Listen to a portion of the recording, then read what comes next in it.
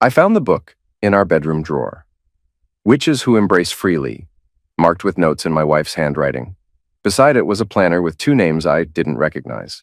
The house felt different when I walked through the front door after 3 days of babysitting some tech billionaire's paranoid wife in Vegas. Something had shifted.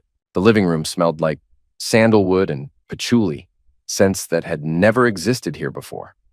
Blackout curtains hung in the guest room where we used to keep the treadmill. "Heather?" I called out, dropping my gear bag. "In the kitchen."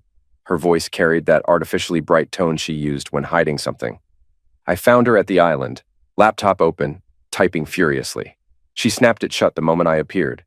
"How was the job?" she asked, giving me a quick peck on the cheek. Too quick, too formal. Fine, client was a nightmare, but the pay was good. I studied her face. "What's with the incense?" "Oh, Liana brought some over. She's been exploring spiritual practices at college."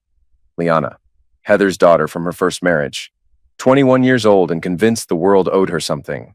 I'd tried to be a decent stepfather for 5 years, but the girl had always looked at me like an obstacle to overcome. Later that evening, while Heather showered, I found myself back in our bedroom.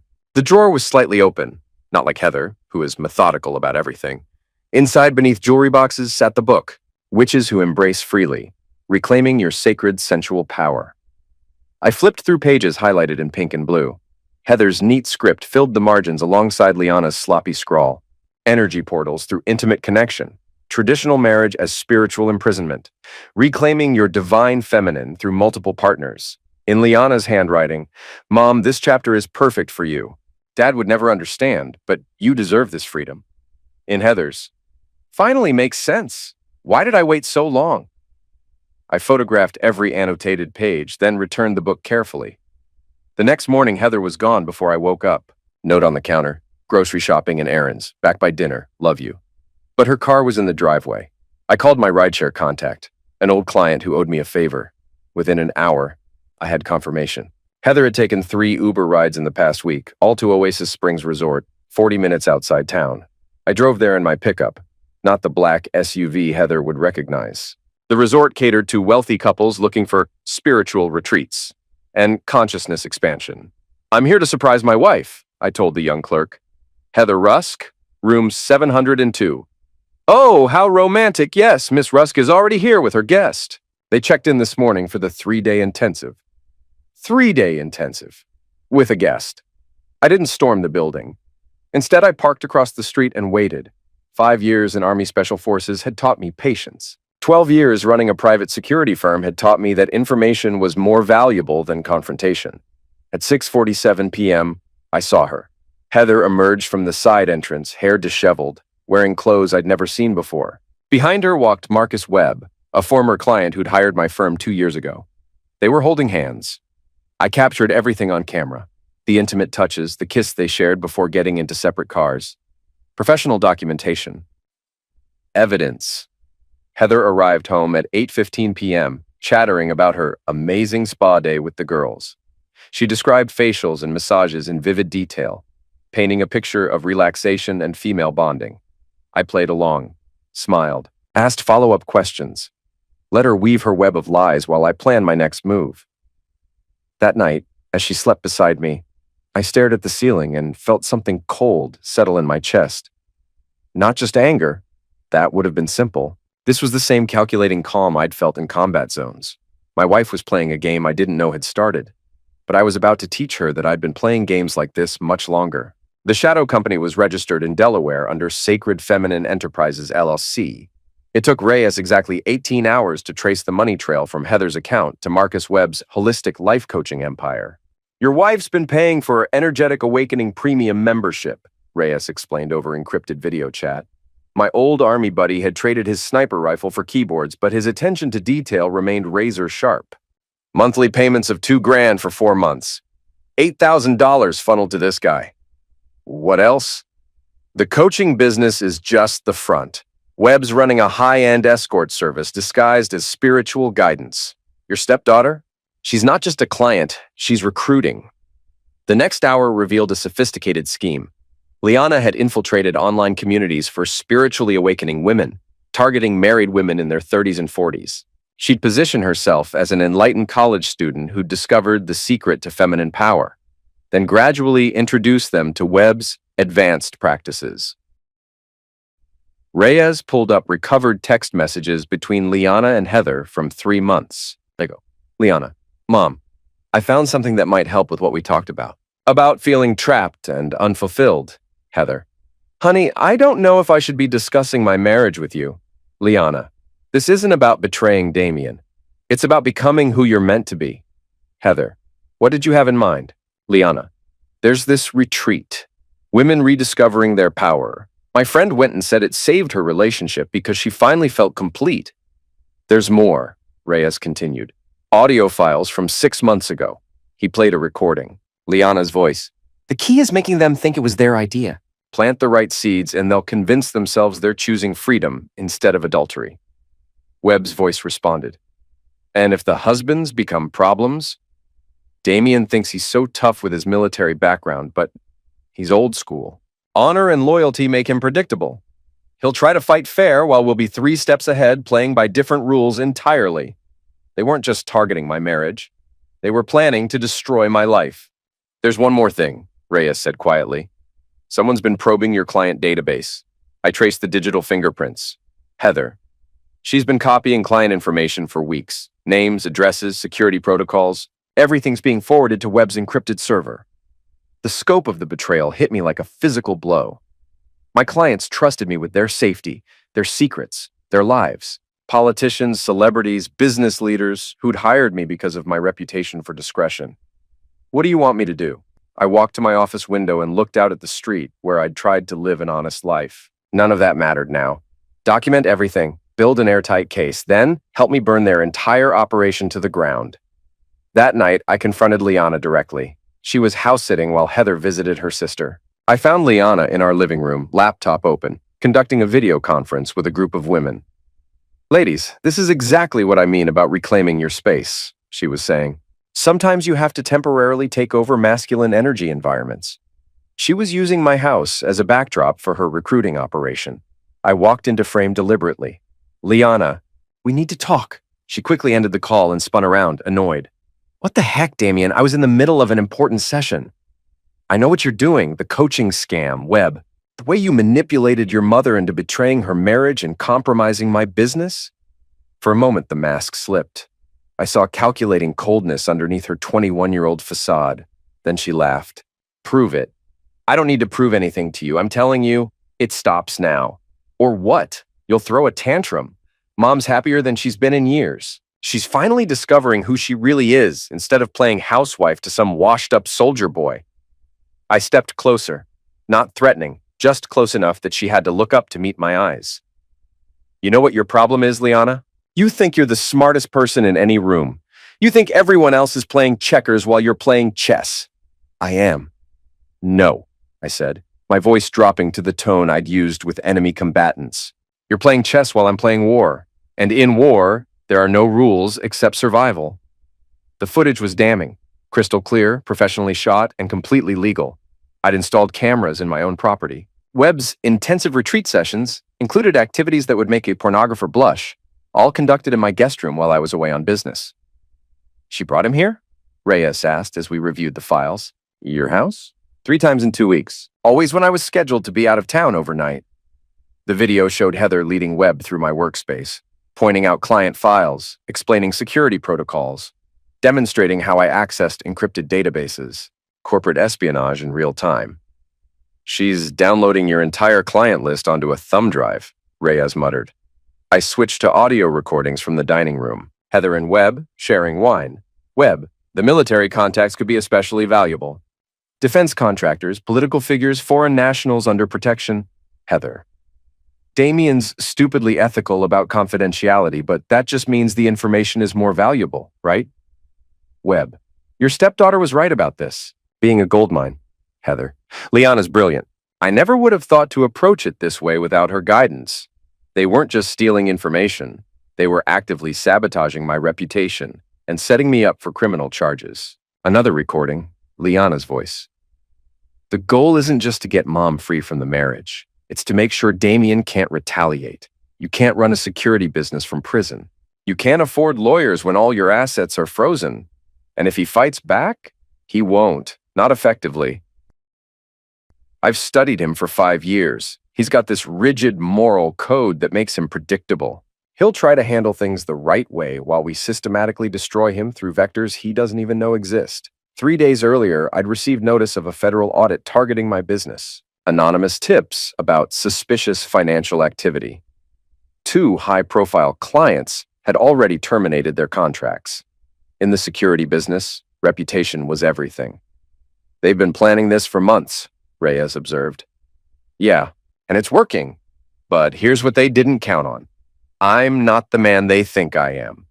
For 5 years, I'd played the role they expected.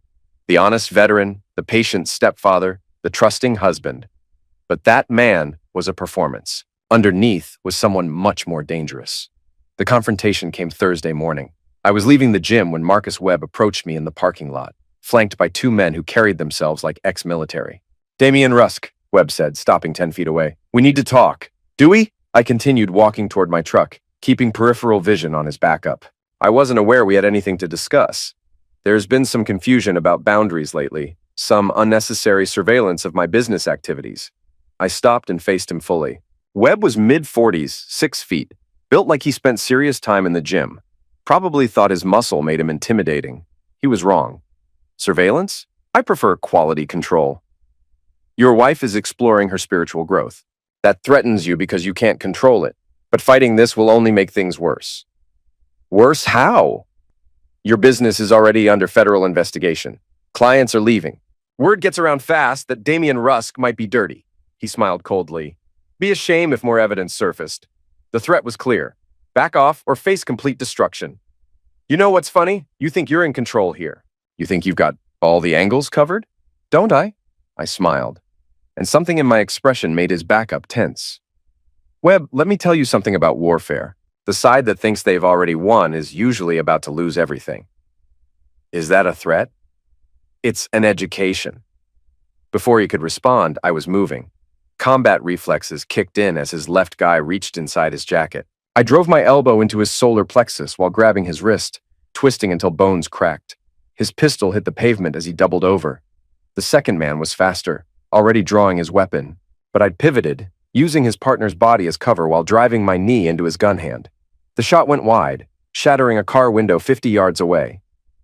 10 seconds. Both men down, one unconscious, one writhing with a dislocated shoulder.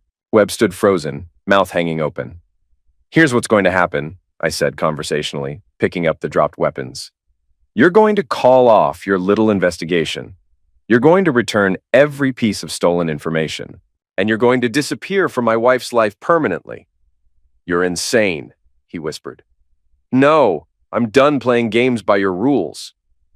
I smashed both phones against concrete, then looked him in the eyes. Or you can keep escalating. See how that works out for you. That evening, I put my real plan into motion. I've been thinking, I told Heather over dinner, about us, about our relationship. She looked up, surprised. What about it? Maybe you're right. Maybe I have been too controlling, too traditional. Maybe it's time I opened my mind to new possibilities. Her eyes widened. What are you saying? I want to understand what you've been exploring. This spiritual growth, this feminine liberation. Maybe we could try something together. Together? I found this retreat online. Couples focused. Emphasis on expanding boundaries and exploring authentic intimacy. I showed her the website. What do you think? The retreat was real. What Heather didn't know was that I'd also arranged for Reyes to attend as another participant, along with a journalist and a divorce attorney. This looks interesting, Heather said. But are you sure? This isn't really your scene. Maybe it should be. I love you, Heather. If this is important to you, it's important to me. She actually teared up, the guilt of her betrayal colliding with what she thought was my genuine attempt at reconciliation. The retreat was scheduled for the following weekend. 5 days to prepare the battlefield. Friday afternoon, I met with Detective Sarah Morrison, a contact for my law enforcement work. This is substantial, she said, reviewing the evidence. Industrial espionage, identity theft, conspiracy to commit fraud. Probably federal charges too. How substantial? 25 to life substantial for all of them. Good. I want warrants ready Monday morning. Full arrests, asset seizure, the works. Saturday morning, Heather and I drove to the retreat center together. The center was crystals, flowing water, carefully crafted ambiance designed to make people feel safe expressing their deepest desires. Perfect for what I needed. Everything was recorded, multiple cameras, professional audio, all completely legal since everyone had signed consent forms. When our turn came for the radical honesty exercise, I took Heather's hands and looked directly into her eyes. I need to tell you something I know about Marcus. Her face went white. Damien, No, let me finish. I know about the retreat sessions. I know about the money. I know about the client information you've been sharing. The room went silent. I know about all of it, I continued. And I want you to know that I understand why you did it. Her confusion was genuine. This wasn't the confrontation she'd expected. You felt trapped, unappreciated, like I was holding you back from becoming who you really are. Damien, her voice was barely a whisper. So here's what I want to know. Right here, right now, in front of everyone. What do you really want? Not what Marcus wants, not what Liana told you to want, but what Heather wants. Finally, she spoke. I want to feel alive again. I want to feel desired and powerful and free. I want to explore parts of myself that I buried when I got married. And I want to do it without feeling like I'm betraying someone I love, even if that exploration involves being intimate with other people. Yes, the admission hung in the air like a detonated grenade. Thank you for being honest, I said softly. That took courage. Then I stood up and addressed the room. I want everyone here to witness what authentic vulnerability looks like. My wife just admitted to adultery, corporate espionage, and conspiracy to commit fraud. And I want her to know that I respect her honesty, even as I prepare to destroy everyone who manipulated her into betraying our marriage. The room erupted into chaos. Ladies and gentlemen, I announced over the commotion, you've just participated in the documentation of evidence that will be used in multiple criminal prosecutions. That's when Reyes stood up and began making arrests. The courthouse was packed Monday morning. Local media had picked up the story. Security executive exposes wife's espionage ring. And the public gallery was full of spectators. I sat with my attorney, Marcus Chen. Expensive, ruthless, specialized in complex fraud cases. Across the aisle, Heather sat with her public defender, looking smaller than I'd ever seen her. This case represents one of the most comprehensive betrayals of marriage and business trust this court has ever seen, Chen began.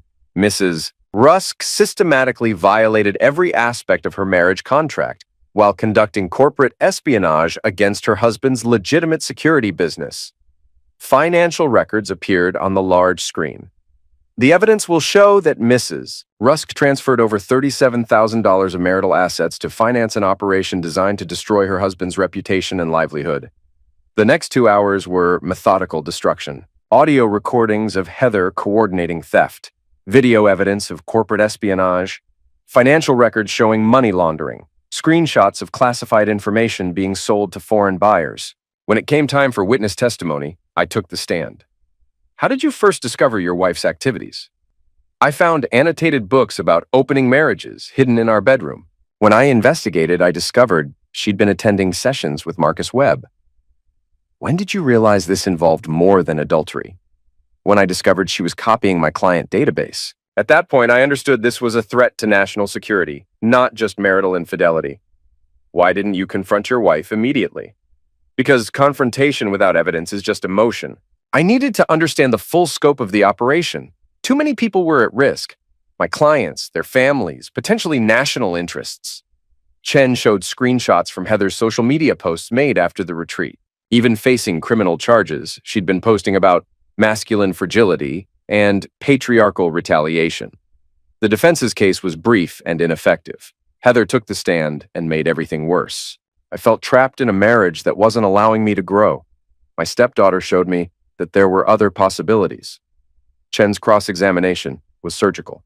Mrs. Rusk, you transferred $37,000 to Marcus Webb's organization. That seems like more than paperwork. I was paying for coaching services.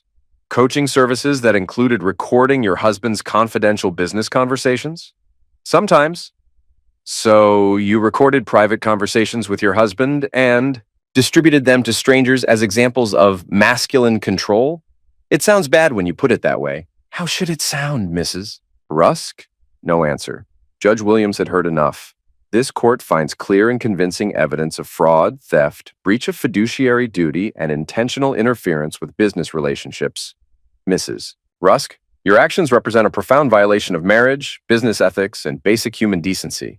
You systematically betrayed every person who trusted you. The court awards full dissolution of marriage with no spousal support. All marital assets except Mrs. Rusk's personal clothing are awarded to Mr. Rusk as compensation for damages. Additionally, this court is issuing a permanent restraining order and referring this evidence to federal prosecutors for criminal charges. The gavel came down with finality. 6 months later, I was rebuilding more than just my business. The federal prosecutions had made national news, and my role in exposing the conspiracy had enhanced my reputation rather than destroying it. Heather had pleaded guilty to federal espionage charges and received 8 years in prison. Webb was awaiting trial on charges that could result in life imprisonment. But Liana was the most interesting case. She'd served 4 months before making bail, then immediately started rebuilding her online presence under a new identity. New website, new social media accounts, new spiritual awakening program. But I'd been watching. She's smarter now, Reyes observed, using VPNs, encrypted communications, anonymous payment processors. Not all of them, I said, showing him my laptop. She made one crucial error. The screen showed a private video call Liana had recorded for her premium subscribers, explaining her methodology for helping women reclaim their power. See, the thing about men like my former stepfather, she was saying, is that they think honor and integrity are strengths, but they're actually weaknesses you can exploit. She described how she'd manipulated Heather into betraying our marriage and stealing client information. People love a betrayed woman narrative. They just don't need to know that I engineered the whole betrayal from the beginning. My mother was the perfect test case, lonely, unfulfilled, desperate to feel special. She laughed while describing how she destroyed her mother's life as a test case. The stepfather thought he was so smart, recording everything, but he played right into my hands. I needed him to expose the operation so I could learn what not to do next time. Send this to Detective Morrison and to the federal prosecutors, and to every major news outlet. Admitting to conspiracy after the fact? Admitting to perjury. She testified that she was manipulated by Webb and regretted her actions. This proves she orchestrated everything and feels no remorse. Within 24 hours, Liana's new identity was demolished. The video went viral. Her bail was revoked, her plea agreement voided, and she was back in federal custody facing original charges plus perjury and obstruction of justice. The real destruction came from her own followers. The women who'd been paying for her content discovered they'd been funding someone who bragged about destroying families for sport. Support groups formed online to share manipulation stories and demand refunds. The spiritual coaching industry came under scrutiny. Regulatory agencies investigated unlicensed practitioners. Legitimate therapists distanced themselves from transformational workshops. Liana had destroyed the very market she'd been rebuilding. 3 days later, I received a letter from federal prison. Handwritten, desperate. Damien, I know you're behind this. Can we talk? I think there's been a misunderstanding. Maybe we can work something out? L. I threw the letter away without responding. The final chapter came when I opened Rusk Resilience Training, a program for men who'd lost everything to lies and manipulation. The curriculum covered financial protection, digital security, legal strategy, psychological manipulation tactics. We're not broken, I told the first group of participants. We're building. The program grew rapidly.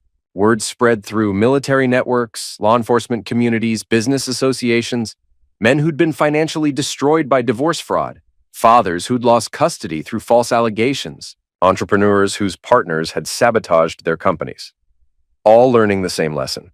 Sometimes the people you trust most are the greatest threats to everything you've built, but also learning the corollary. Once you understand the threat, you can develop defenses that make you stronger than before. Heather served 7 years. When released, she moved across the country and took a job helping women transition out of abusive relationships. The irony wasn't lost on me. Webb died in federal prison after 18 months. Heart attack officially. Though given the number of defense contractors and government officials whose families had been compromised, there were plenty of people with motive and access. Liana served 12 years and was released with a federal probation officer and a lifetime ban from operating any business involving personal coaching. Last I heard, she was working at a call center in Ohio under a different name. As for me, I kept building. The security business expanded internationally. The resilience training became a consulting firm. I remarried, a fellow veteran who understood operational security and never asked questions she didn't want answers to. But sometimes late at night, I still thought about that book in the bedroom drawer, Witches Who Embrace Freely. The moment I realized my life had been turned into someone else's game, the moment I decided to stop playing by their rules and start enforcing my own. They'd called it feminine freedom. I'd called it war. And in war, there are no points for second place.